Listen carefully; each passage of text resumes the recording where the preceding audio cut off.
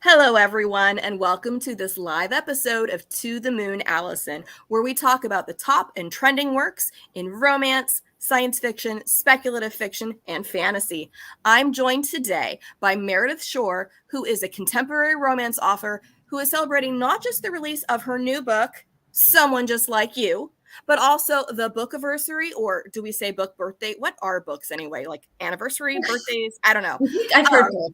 Both, yeah, of As Seen on TV. So welcome, Meredith, to the show. Okay, we're holding up together. You've got one, I've got the other. We are the complete set if we stay real still.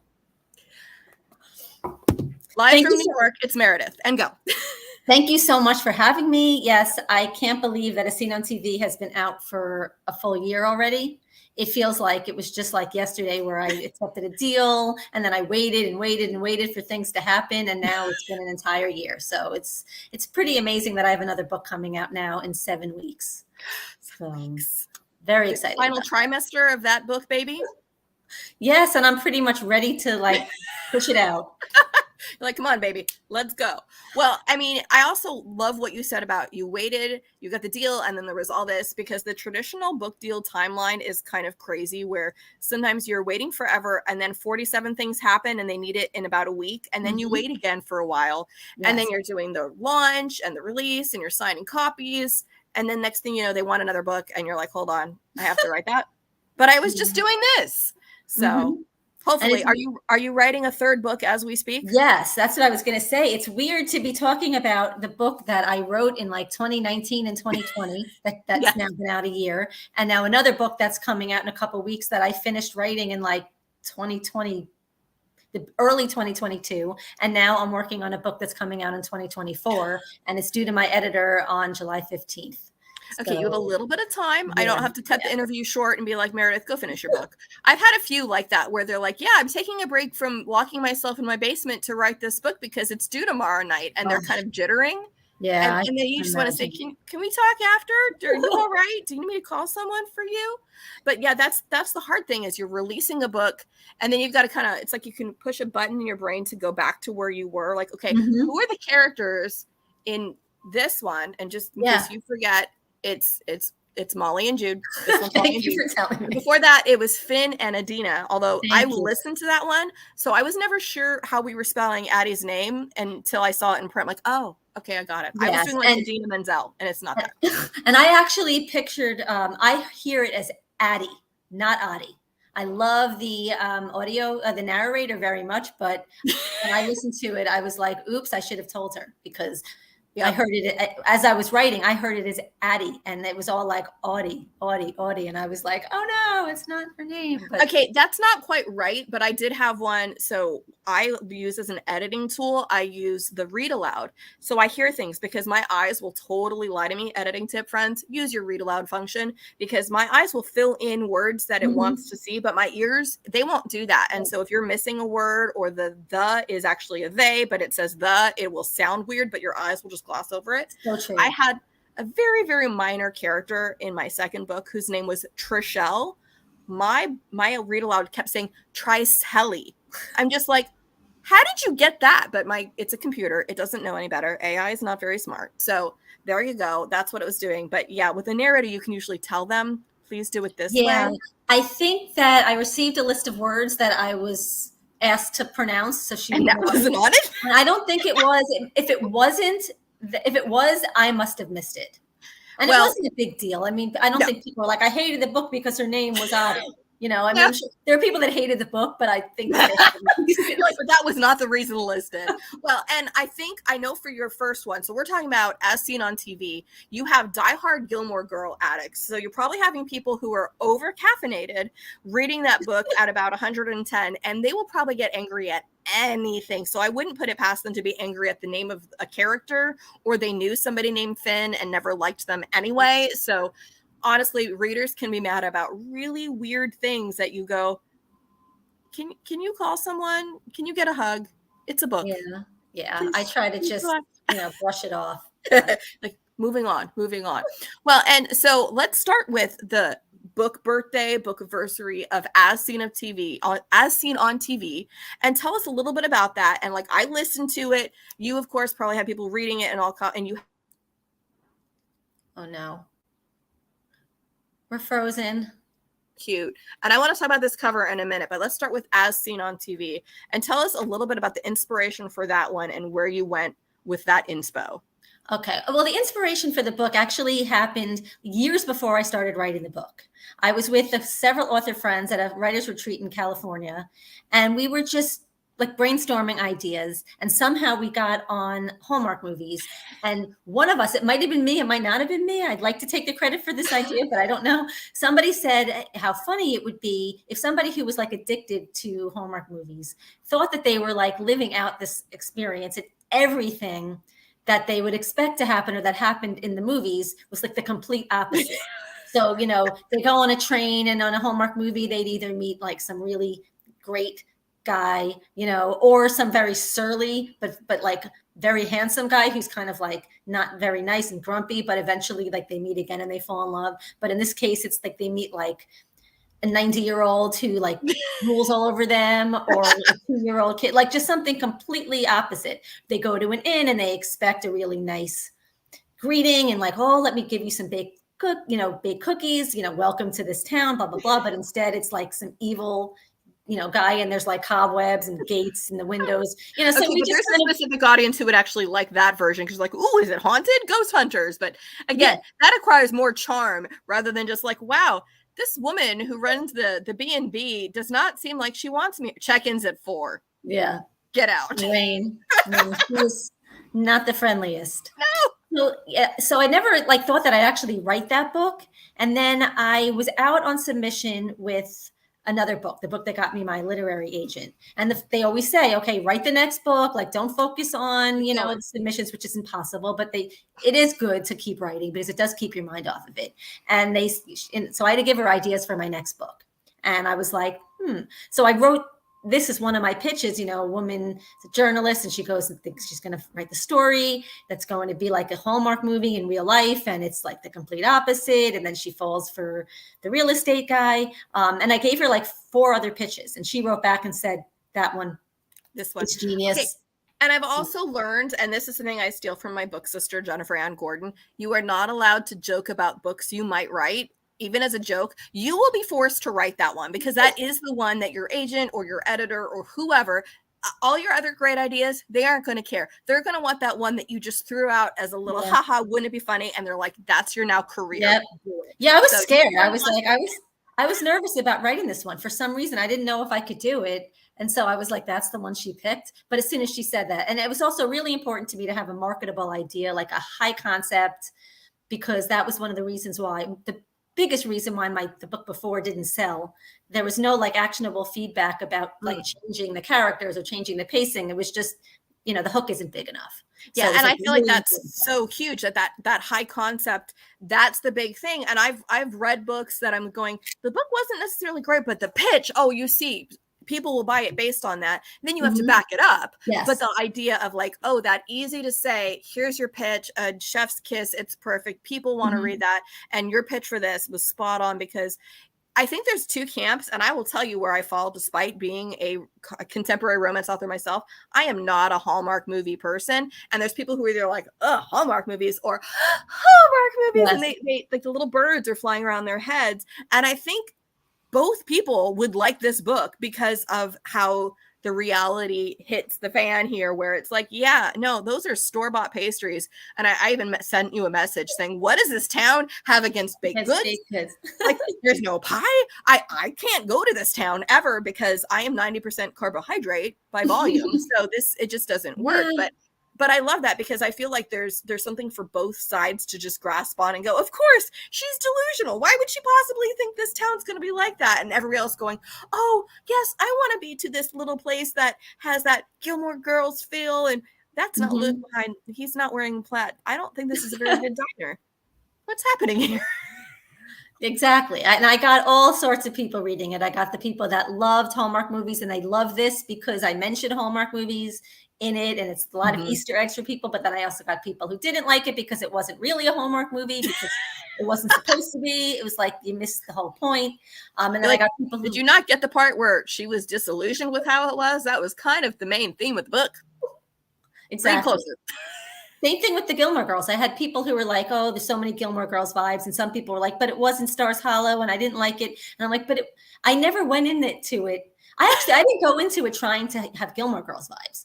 It was No, really just a has subverted little, Hallmark movie. yeah, and it has like one or two references to it. I don't remember there being a ton, and I only remember Luke's Diner because I was like, okay, but if the diner's like Luke's, then at least that has a saving, or no saving grace here. Mm-hmm. And the other thing that you really emphasize in this is she doesn't fall for the small town veterinarian, hot doctor, mayor, all these things he could be, and it's like, oh, the reason you know all these things is because you like live 5 blocks from me back in this. Yeah.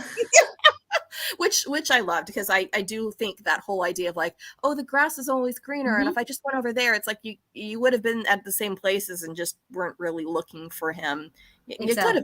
You could have been. And then you go pretty hard and pretty deep into new relationships and finding out things about each other. So for people who are like, I just want total fluff, this may not be the book you will find only fluff in, because there is substance to it. So don't just look at the Hallmark movie and roll your eyes, because there's a lot here from mother-daughter relationships and the issues you have with trying to find what your career is and what you will do to get to that point in your career, how you are in a relationship, how people think they should behave in relationships. You go through all of it. It just has that, like, the Hallmark movie is a layer on top of it. It's Yes. not like, I don't want to read a whole book that's just a Hallmark movie, because then I'll just watch a Hallmark movie and like, no, there's a lot more here.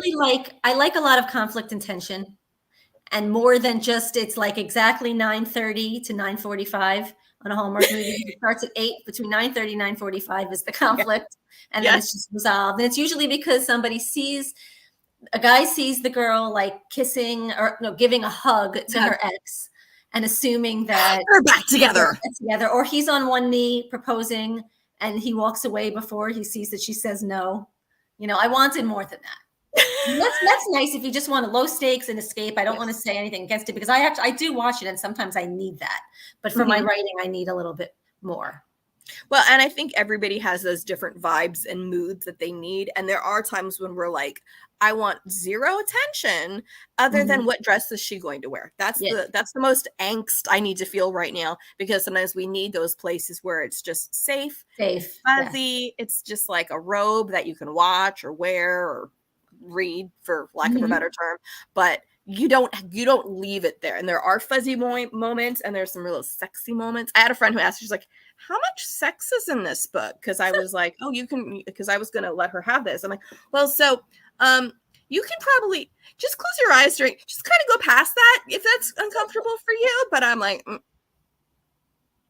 maybe this one's a little bit not G-rated in parts. Yeah, and that goes for both of the books. Yeah, I mean, I always say that I use like a dash or like a splash of open door steam, because I read books that have way more steam, and I don't want people who love steam and like pages and pages of graphic sex to read mine and be disappointed.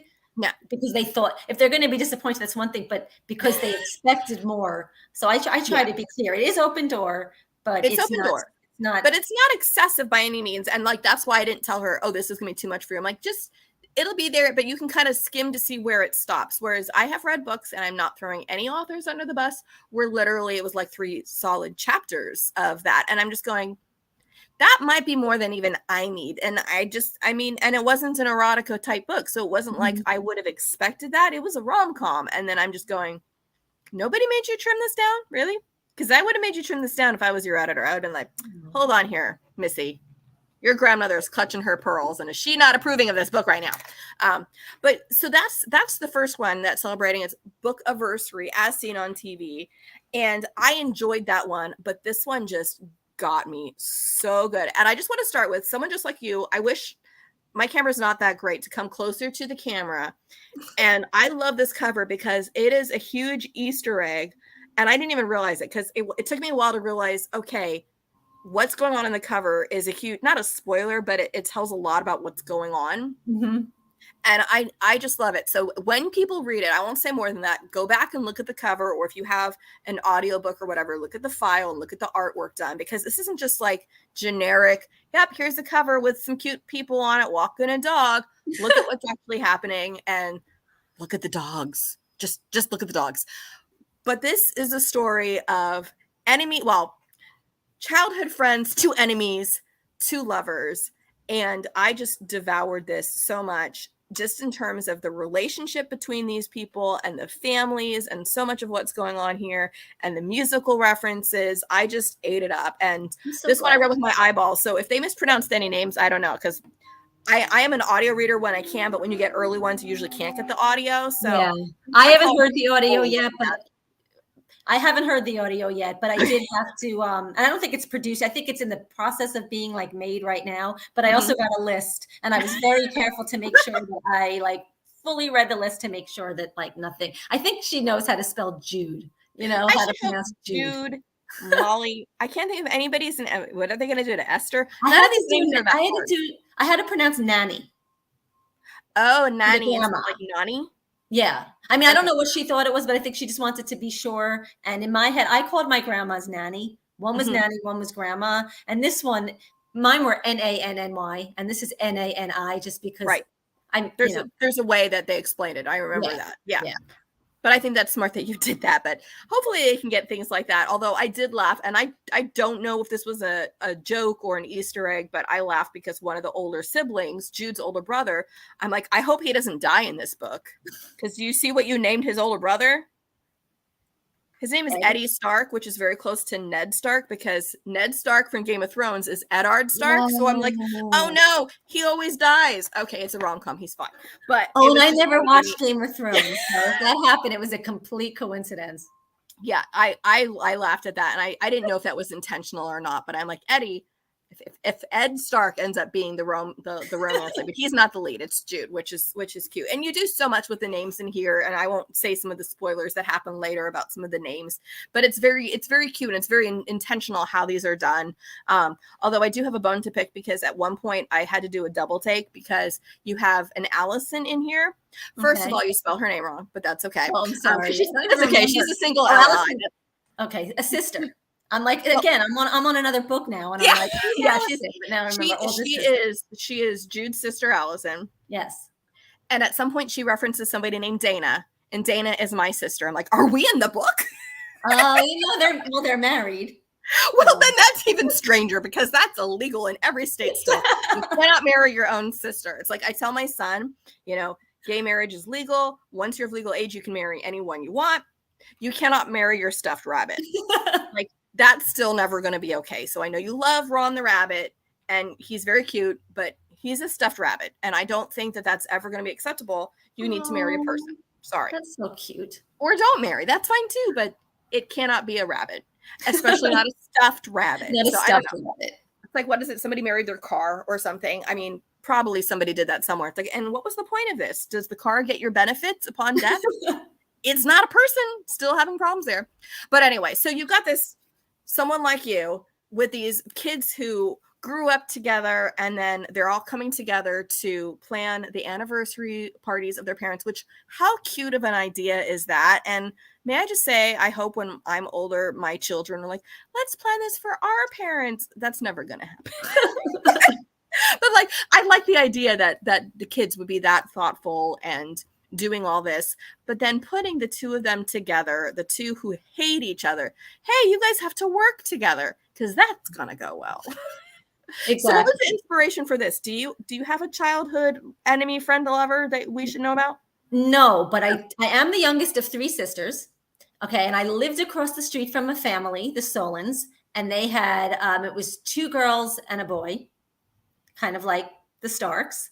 I was best friends, still am. I was the maid of honor of her wedding, honorary niece to her twins, Ronnie. She lived across the street. We were best friends. Our parents were best friends, and the family spent a lot of time together. We'd play sports in the backyard, and we'd go out to dinner together, and so I thought to myself, okay, I wanted to do enemies to lovers, but I thought I wanted to do it where they had a past. I don't know. I really like books where there's like, it's not second chance, but I do like second chance romance too. But this is kind of second chance, at least even being cordial to each other. Yeah, exactly. So I said to myself, okay, what if instead of Ronnie being a girl, she's a boy, and instead of us being best friends, we hate each other as kids for whatever reason, and we're complete opposites, and we got together in our late 20s. And so that's how I thought of it. So has Ronnie read this? Did you tell her, by the way, you're in my I book? sent you the dedication because Oh! I warned the whole family. I'm like, it's not you. The parents aren't you. The kids are not you guys. But I wouldn't have been able to write this but for your family and our relationship with your family. My parents got divorced when I was 3-4 years old. So it's not like we were doing co-anniversary parties for them. But like that was how it started. That's so cute. I love that. And I love that. I think a lot of us probably have those family friends who aren't quite relatives, but they might as well be. And we always had to distinguish growing up because I have an Aunt Susan and a not Aunt Susan, because one Susan actually is my uncle's wife and the other one is Don and Sue LeBranch, and they are not actually related to me, but my parents' college friends. And then we moved to California. We had 2 friends, like 2 families that we always did holidays with because we were the only ones on either side that lived in this on this state, other than some second cousins that we sometimes saw. So like those people who become like family, and then those kids are like cousins in many ways. Like, no, we're not related, but we might as well be. So I loved that. I could totally relate to that. But I didn't hate any of them. I was the runt of all of the litters. Okay. So I didn't have like that counterpart. I had one who was a year older and we didn't see that much, but there weren't ones where, oh, okay, I'm put with this person and we get to play together and then we hate each other. I was the one who like the older ones ganged up on. So, you know. Oh, the older ones ganged up on us. They locked us in the basement. Oh, yeah. All that fun stuff. Exactly. Well, and like I try to make my children be nice to my youngest one, or all of them get along well, because as the youngest child, I'm like, somebody, please, can you be nice to each other? You guys are supposed to. Whereas my mom was just like, work it out. And then my sister would end up with a bloody nose and they're like, work it out. I'm like, I did. I'm Gen X. And it was always like the parents were doing their own thing. And Ronnie and I would get in fights, and it was the oldest siblings who'd be like, come on, tell each other your best pals, your best buddies, I'd be like, sorry, you're my pal. And she'd be like, sorry, you're my friend, and then 5 minutes later, we'd be best friends again. Well, at least it came back to the best friends. It wasn't just put on that face, and then as soon as the parents are out of earshot, it's like, I'm gonna murder you when you sleep. Like, please don't. Come on, be nice. The other thing I loved about this book that I completely related to is there's an excessive amount of food and wine, and I loved that partially because I'm just a foodie and I love writing about food. I love reading about food, but I find there's nothing more experiential and that sets places better than the food involved. And when you have a character who is a bartender / sommelier, I can't really pronounce, I don't have a French background. I say that word wrong, I'm sure. But all of the times like, oh, well, here we're having ribs and over here it's sushi. I just loved all of that. And so this is definitely going on like the foodie recommends list of, if you don't mind being a little bit hungry, go for this book. Meredith, did you freeze? I may have frozen you. I'm going to remove you and put you back in. This is what happens when we go live, friends. This is what happens when we go live. I'm going to vamp for just a second where we try to get Meredith back here. This happens sometimes with live stuff where we lose an internet connection, and sometimes that happens. And I know Meredith is working on her 3rd book. Okay, she popped out of the studio, so she should be back in a minute when she reloads. She's working on her 3rd book, but I did want to say, so Meredith has these 2 books that have come out more recently, but if you look up on her author profile, she has some, her computer restarted, so she'll be back on here. She has some earlier books that have like different style covers, so definitely follow her to find some of her earlier books. These are the 2 most recent that are kind of like in the same series with the same publisher. So when we get her back on, I'm going to go ahead and ask her a little bit about her road to publishing, because as some of you may know, like right now, I am just going on submission for my speculative fiction, but there are lots of different roads to publishing. Some stuff comes out through small publishers. My first book originally did, and then I self-published it. And then there are also books that will come out through medium-sized press and then traditional publishing, which, as we talked about a little earlier, the road there can take a really long time. There's a lot of stops and starts, a lot of start overs. I know for me, I changed agents and then that started things over again. But she's got a great story where she's got now a traditionally published series coming out, or not series, but books in the same vein. But she had success earlier with these other books as well. So if you're like, I've read these 2, I've read this one and the other one, and I want to be able to read more from her, you'll be able to find those earlier books. They're all on her. her Amazon page and her Goodreads page. So you can find those as well. So you don't have to worry about like, oh, I didn't get a chance to read those two, or I need more. Go read those other ones as well. But it looks like she's going to have one coming out each year, which really helps. And I know that sometimes it feels like, oh, I can't keep up with one a year. Well, it's hard to write one a year too. So having that really helps. So I'm going to check to see our studio if Meredith's back yet. Okay, we're getting her back right now, and I'm putting her back in the stream. Welcome back, Meredith.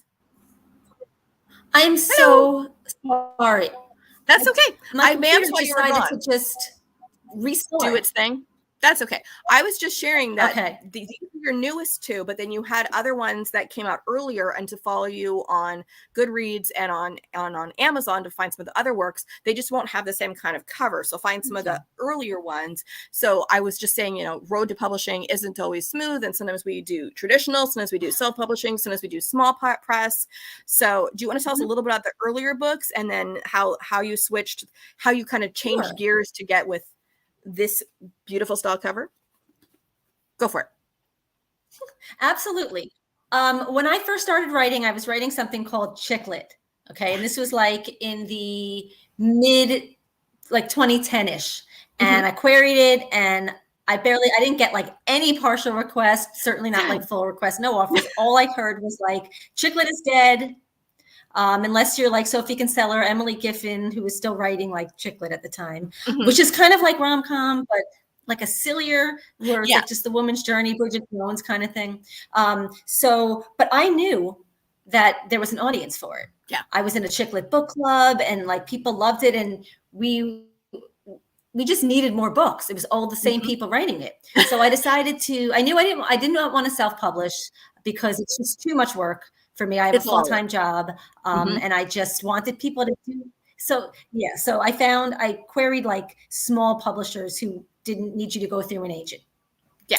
And I got a contract for my first novel, Just Friends with Benefits. And I published with them, and the editing was great, but like the promotion was like non-existent. And that's really true with a lot of small publishers. Yeah. Oh, and that's hard too, because then you don't have control over that. Yeah, and they priced it high for somebody who's a debut that nobody's heard of, from a publisher that nobody knows. So like I did like blog tours, and the book got really good reviews, and everything was good for that. But I was like, I don't want to do this again. So for the second book, I was like, but I'm all in for the small press. So I found another one, and they also I wrote several for them. And then I got my rights back to Just Friends with Benefits. And I started doing really well. This was when self-publishing was first coming out. So there weren't that many. New York was still dead as far as that kind of book. So like all the authors, we kind of knew each other on Amazon. We would kind of see each other, and we started co-promoting. And Just Friends with Benefits started selling like 50 Kindles a day. I mean, it really like blew up. My books were doing really, really well. But then the more books that I published, the less I was selling. And that's when like The Hating Game came out, and The Kiss Quotient. So New York was back. So they were publishing now, rom-com, and self-published authors were like really killing it. And so as a small press who didn't have a big publisher behind her, and also couldn't control the price of the book, it was still a publisher, I was just lost. I just couldn't. Yeah. Like I had a loyal small audience, and they read all my books and they loved it, but it was so hard to grow. And the fact is that my dream of having my book in a bookstore with print distribution and getting paid for it, that never went away.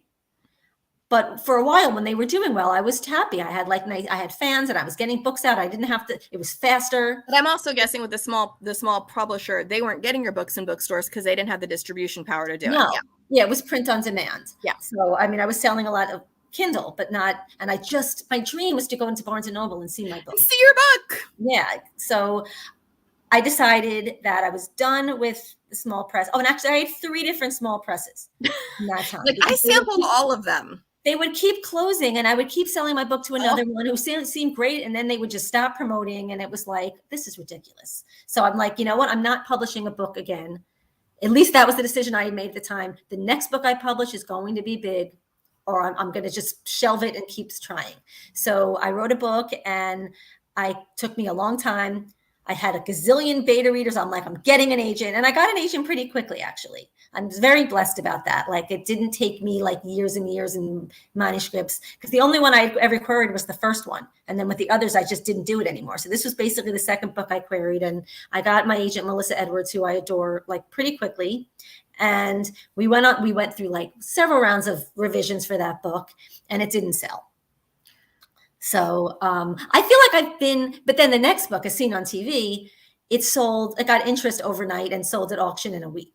So like, I feel like I've been through it. I've gotten like books that don't sell, go to the small press closes on me, or when it's open, it's not doing anything for me. Yep. Then I get an agent, but the book doesn't sell. And then I get another. So like, I know. You've done the rodeo, and I've been through a lot of it too. Small press to start, and then end up getting my rights back and going with, self-publishing, because it was a series, and it was like, I want to be able to have this out because I already have people actively reading it, and if I pull it now, then no one's going to be able to finish reading the book.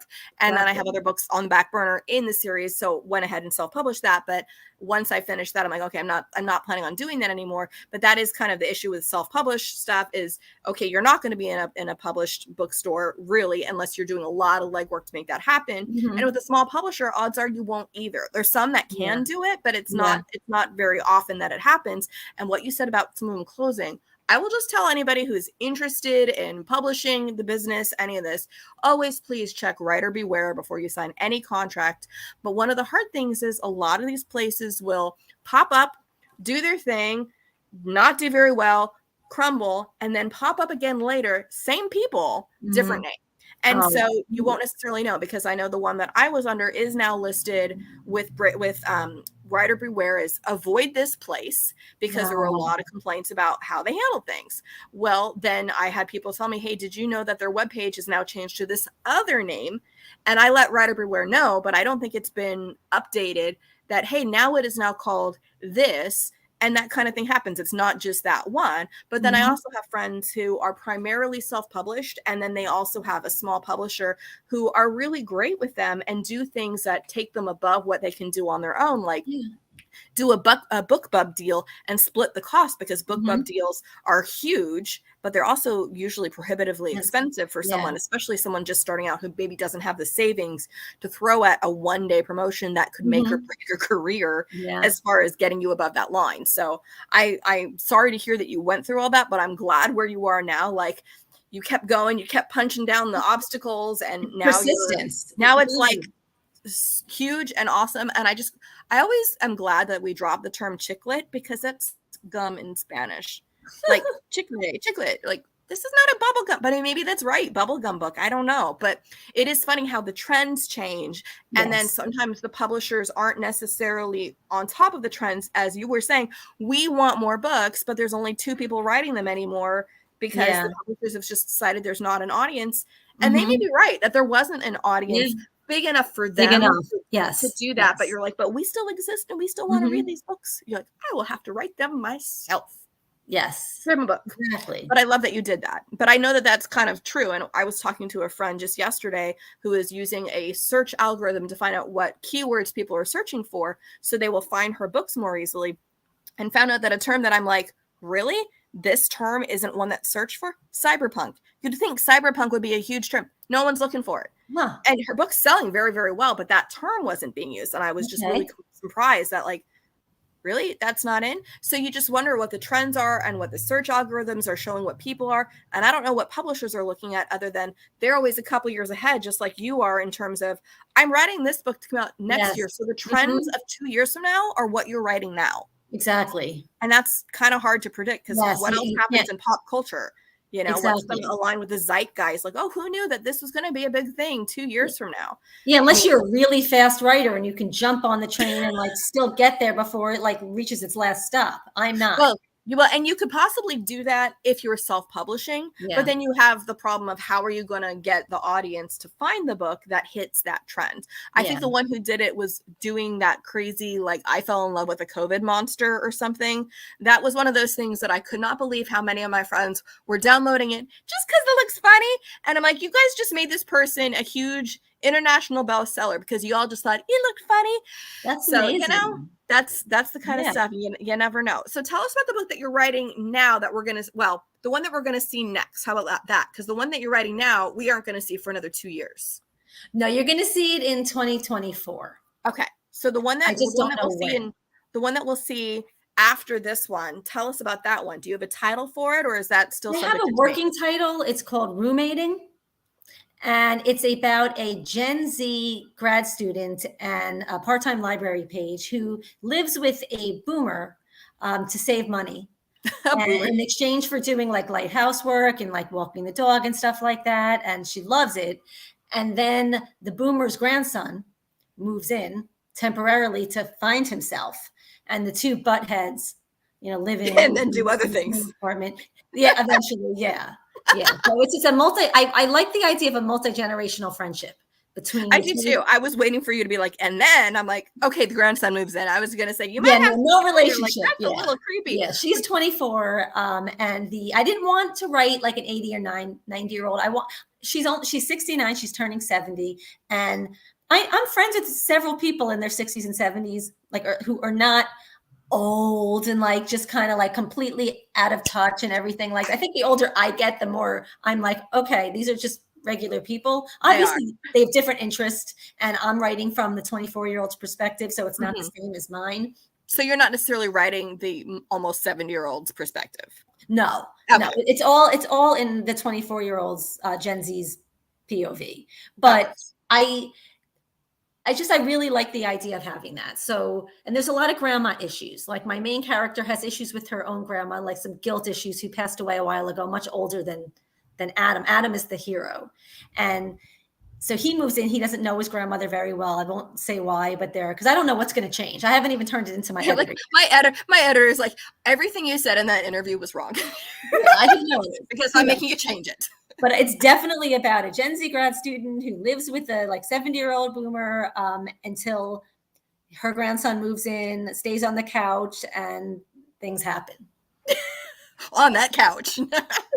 But no, I love that. One of the unexpected fan favorites in my first book, Dibs, is an older woman who is like, one of her opening lines is, I'm here, I got retired by my school district, but I'm not dead yet, and I'm here to ruin all the young people's fun.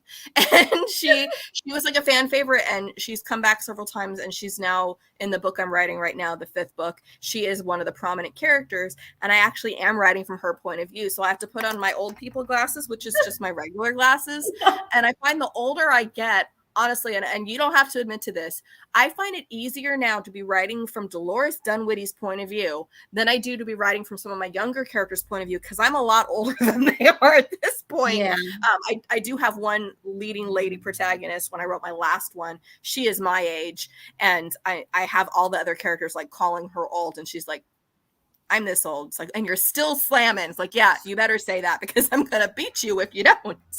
But yeah, I think writing those older characters is sometimes a stretch, because you have to kind of put yourself where you haven't been. Whereas writing younger, you've been there. You're just like going back, you're just winding back the tape a little bit and go, what was I like when I was like this? But writing older, like, well, I haven't been there yet. I hope I live that long.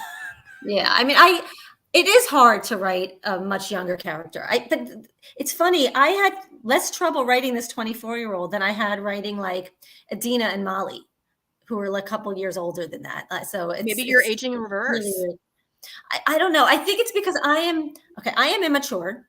I'm the first to admit it. When I get together, I always tell people, when I get together, like, I could do my job. I'm very good at it. Like, I have a great work ethic. Things get done. You're professional. Yes, when I need to be. But when I'm with my family, we all revert to our old ways. Just like Molly and Jude. They're both the baby. Yeah, like, Molly is a very competent person, and like everybody likes Jude. When the two of them get together, they just kind of forget how old they are. And like they're 12. Yeah, people who like my book need to have some sort of tolerance for kind of immaturity.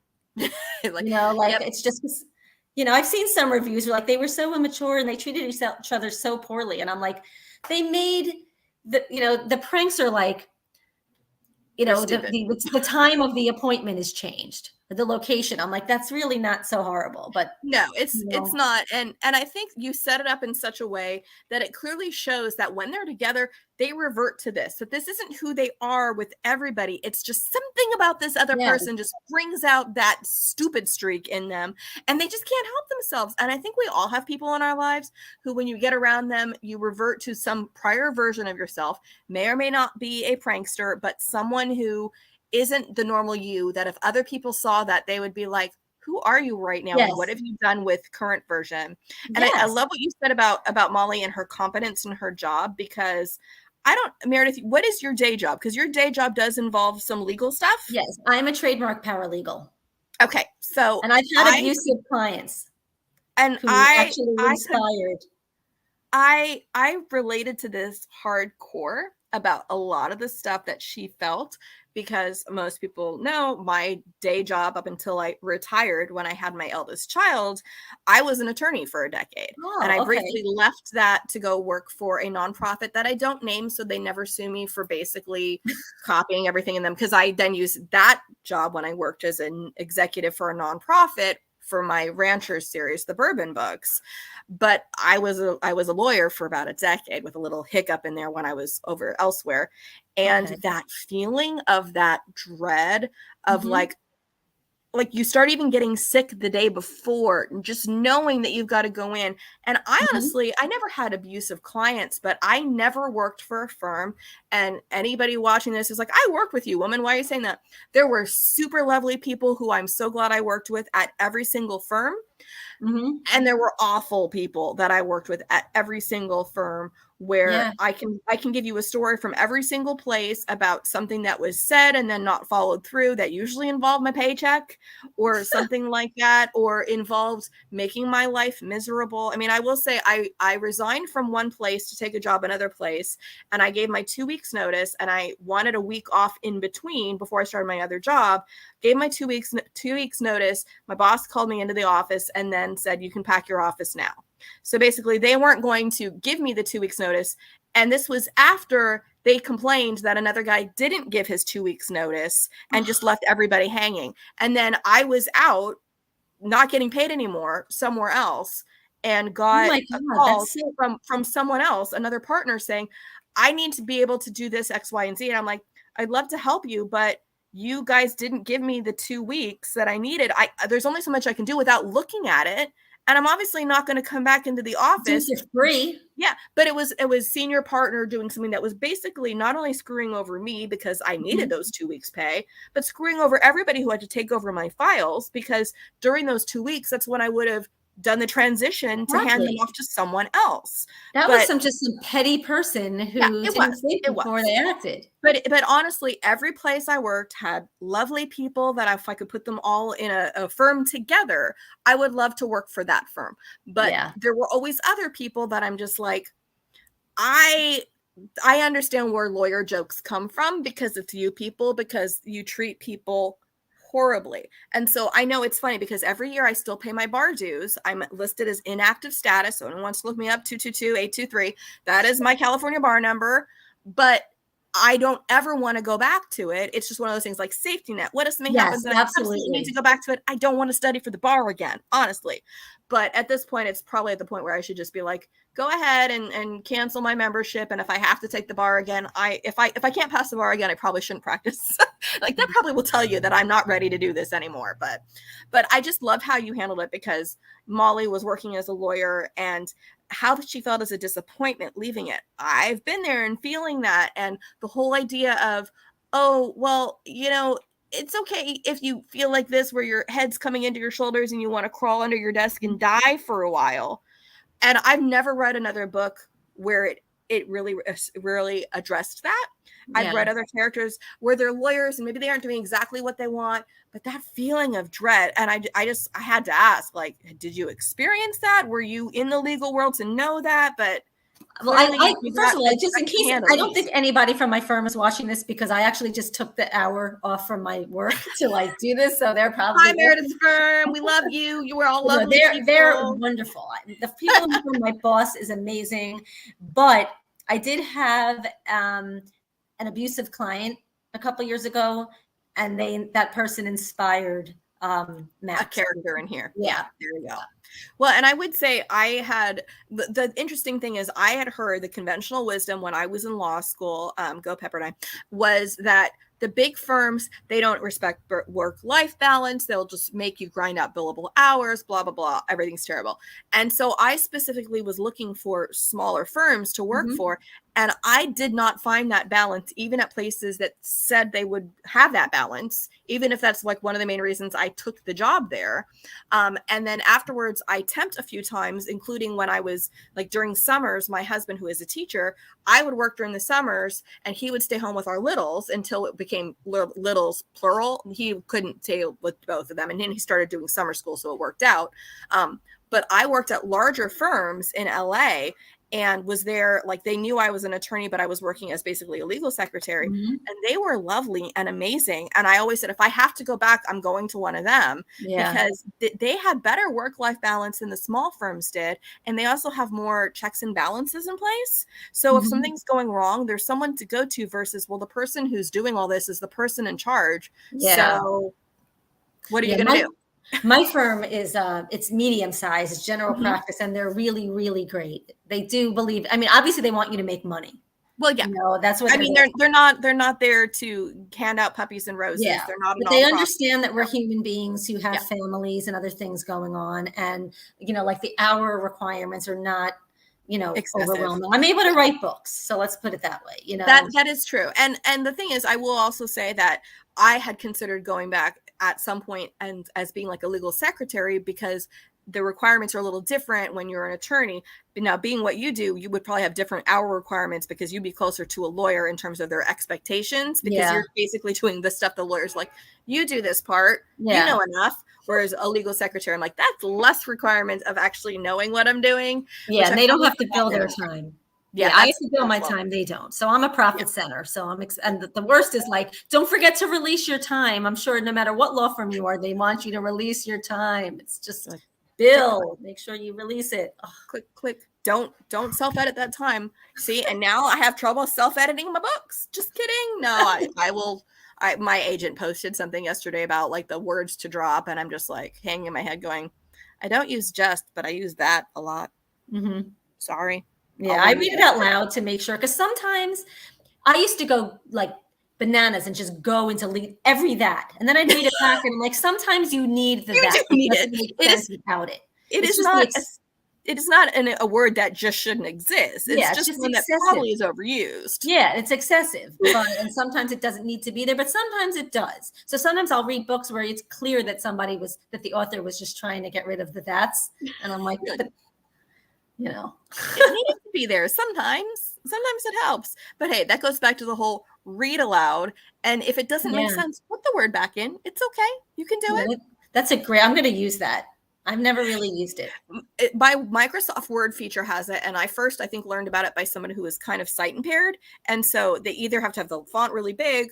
And then when you're working on it, it's fine. But when you're reading it back, it takes forever to scroll down that way. Yeah. So it's easier to just do it. And you can choose your voice and your speed. Okay. But they will still sound like a robot toaster talking to you. And they will, if you have a character named Trishelle, just give up. It's not going to work. Meredith, it's been amazing talking to you. I am so glad we connected. Shout out to Samantha Bailey, who connected us on Vox Vomitus. So thank you so much. I can't have Sam on the show till she writes romances. So. Oh yeah, I don't think that's going to happen. But I might write a thriller. I think I'm more likely to write a thriller than she is to write a romance. Stranger things have happened. But thank you so much for having me. I'm so sorry that everything turned off in the middle. Live show. That's what happens. It happens. Folks, if you are watching this live, be sure to still go on to YouTube and give a like to the episode and like and subscribe to the Vox Vomitus channel. That's where you get To the Moon Allison and Vox Vomitus and Let's Scare Jennifer to Death. That's for horror people and true crime people, which I have to watch the show like this. Because that's why she is on a separate show for that, because I don't have that kind of tolerance most days. Bye, everybody. We'll see you next time. Bye. Bye. Is it done?